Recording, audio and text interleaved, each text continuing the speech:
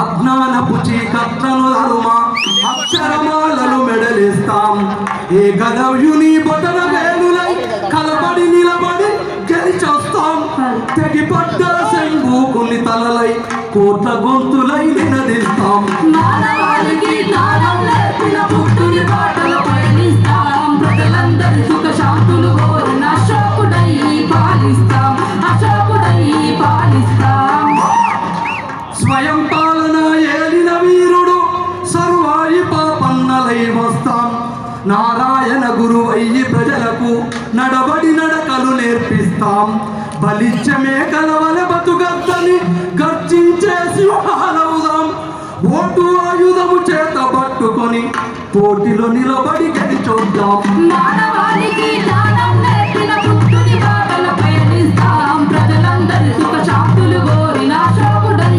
పాలిస్తాం అశోకుడై పాలిస్తాం చెప్పులు గుట్టిన చెప్పులు గుట్టిన ఈ చెప్పులు గుట్టిన చేతులతోనే మరో చరిత్రను నిర్మిస్తాం కూలి కడుపున రాజు గుట్టునని ప్రపంచానికే చాటొస్తాం ఓట్లు మాయ సీట్లు మాయన్న కాన్సిరాములై కలబడుతాం.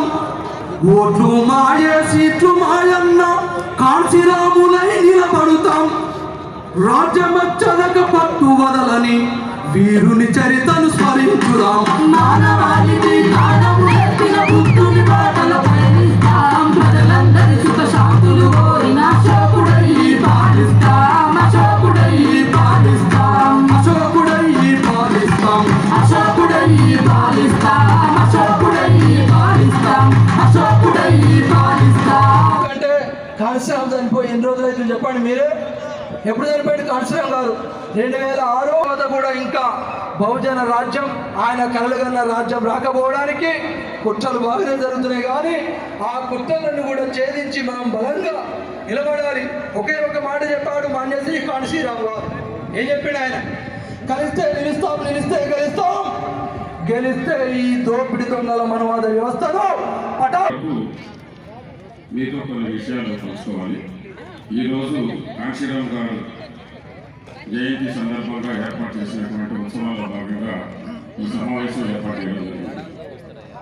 దీనిలో ఈరోజు మన మేనిఫెస్టో కూడా, అంటే మనం అధికారంలోకి వస్తే ఏం చేస్తాము అనే విషయాలు కూడా ఈ గత 73 సంవత్సరాల నుంచి 76 సంవత్సరాల స్వతంత్రంలో పరిపాలన ప్రారంభమై రాజకీయంగా 73 సంవత్సరాలైంది. ఈ 73 సంవత్సరాల్లో ఈ ఆంధ్ర రాష్ట్రంలో 2 కుల పార్టీలు అప్రతిఘాతంగా మార్చి మన భుజాల మీద 5 సంవత్సరాలు ఒక భుజం మీద పొద్దున్న లెగిస్తే వీళ్ళు మనల్ని, వాళ్ళకి మనుషులు కనపడరు, కేవలం ఓట్లు మాత్రమే కనపడతాయి. ఎక్కడైనా 10 మంది మనుషులు ఉంటే వాళ్ళు మనుషుల్లా కనిపించరు.